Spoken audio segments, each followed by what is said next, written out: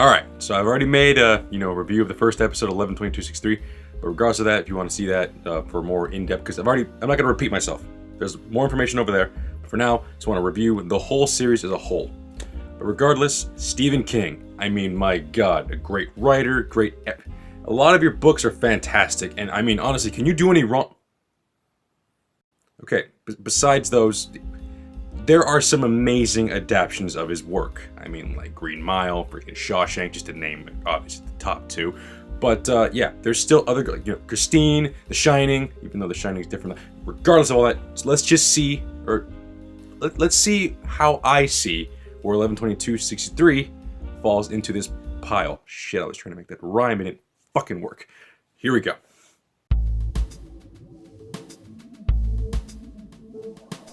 So yeah, just to start things off, any of the qualms that I had, like my past video, about like story elements changing, and the main character, if James Franco was doing a good job, all of that shit has been thrown out the window.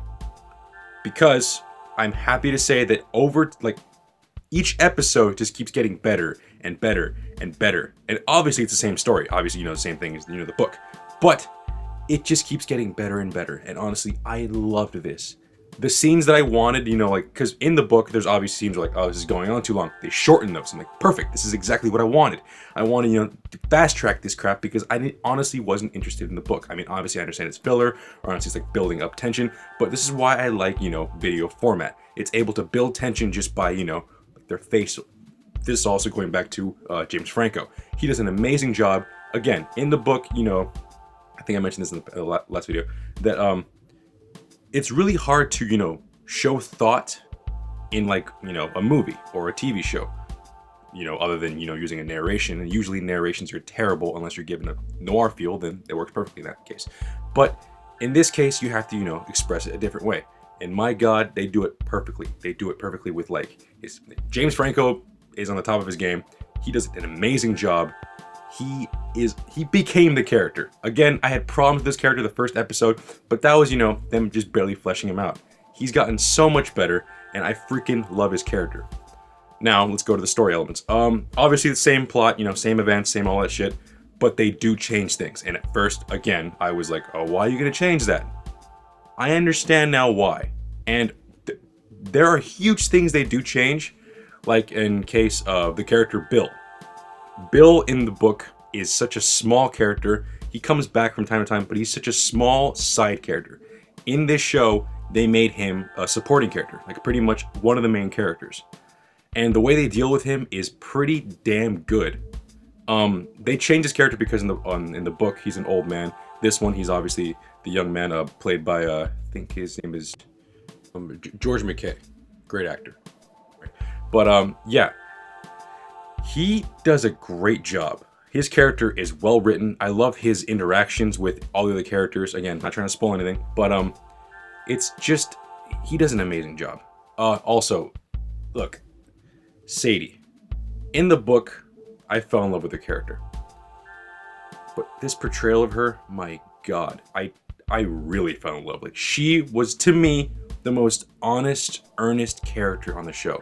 And it works so well, especially since her character is, an innocent, person. An innocent person who has a strong will.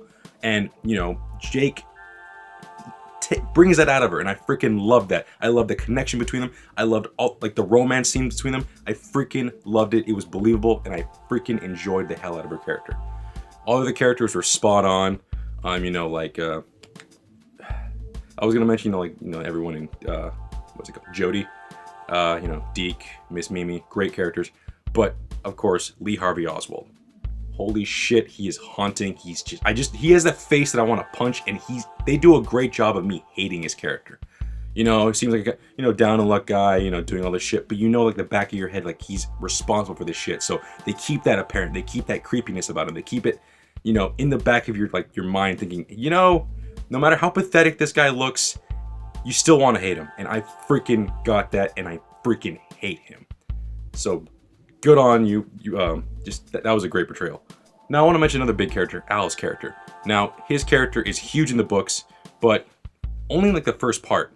And I'm honestly, again, my last video I made a little complaint about this, but even then I was like, you know what? They might be doing this, and they did. He is he's being shown throughout the whole series as like a way of like, you know, Jake going back to that day that he explained everything. So like whenever like certain thing happens, he has to look, you know, remember, goes in a flashback sequence and it shows him and Al talking about the whole thing. And I really enjoyed that. I really enjoyed, like, you know, having flashbacks to him talking. It's just a great, like, again, video format is different than book format. So in this case, they did it exceptionally well. Enough about the characters. What else? Overall, as I mentioned before, the style and tone is perfect. I really do feel like, you know, we went back in time with Jake Epping to 1963. I mean, he really does feel like a fish out of water. Everything is just, you're looking at everything like through his like point of view. Everything's strange. Things are more brutal. Things are like, nobody gave a shit about certain things back in the day. And honestly, it just feels like a great feeling. Like they nailed it perfectly. Pacing of the show is perfect. Again, as I mentioned before, I thought they were going to rearrange things. No, it's the same events as they happen, but pacing is done very well. Also, the science fiction elements and the thriller elements, you know, do a really good balance where it's like, you know, obviously the science fiction is, you know, time travel, but also with the time travel, time is able to fight back. It's like an unseen force that's able, you know, to obstruct, you know, his main goal. Like, for example, if he's like, you know, going from point A to point B, all of a sudden a car will crash in front of him, obstructing his, you know, path. But he's able to get around that. It's like, it's kind of like Final Destination, where it's like, oh, it's an unseen force and it's trying to kill him. Although in this case, it's not really trying to kill him, it's just trying to stop him, because killing him would actually fuck things up even worse. But regardless of that, it's a good balance where it's like, it doesn't seem hokey, it doesn't seem like, you know, like a slasher film, like a horror film. It's just done well, where it's like, you know, like a character trying to, like, you know, trying to get somewhere and trying to, you know, beat the clock, like trying to get there in time, and something's always there to mess him up. Like, it's kind of like something as small and trivial as that, but it works damn well, and it really builds tension to the show. Now, I'm trying to think of this in the perspective of like someone who's, you know, never heard of the book, or if someone, you know, has heard of the book but never read it. This is a damn good show, a great sci-fi just thriller. It is fantastic. And if you're at all interested in like time machine, like you know, kind of stories, this is one of the best. I'm not even kidding. Like, this one's, because it brings you in that realm of reality. And that's kind of like, you know, if you went back in time, would you go back in time to kill Hitler? Well, you know, it's like those kind of stories. This one is a perfect representation of that, and it's done very, very well. Is it perfect? Of course not. I mean, not everything's perfect, but this comes pretty damn near as a show that you should not miss. This is a show that everyone, if you have the means, you know, because Hulu, but if you have the means to watch it, this is a show you should definitely watch. If you subscribe to Hulu, this should be number one on your list. And it's a mini series, like, you know, quick 8 episodes. So you can binge through this whole thing and have a great time. If I were to honestly give it like a score, I guess I would give it an 8.5 out of 10.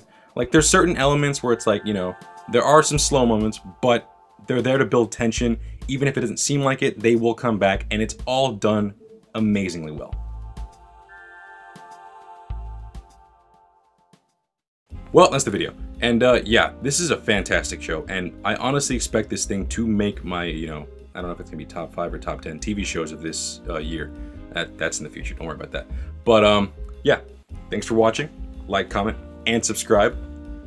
And I'll see you guys later.